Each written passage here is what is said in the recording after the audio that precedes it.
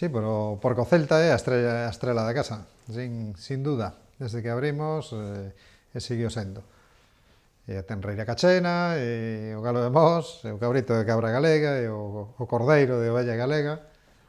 Apostamos sempre pola raza autóctona. Non só de carne vivo home, entón tamén temos un peixiño da ría e o marisco.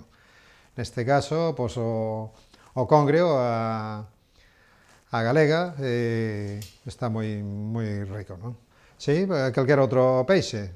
Como digo sempre, nós traballamos por encargo e a ría temos aquí moi pretiño. En pouco máis de 10 minutos temos o produto na casa. Estamos xusto a mitad de camiño entre Santiago de Compostela e a ría de Noia, a 15 minutos de Santiago. Esta maravillosa autovía que nos fixeron foi un regalo moi bo.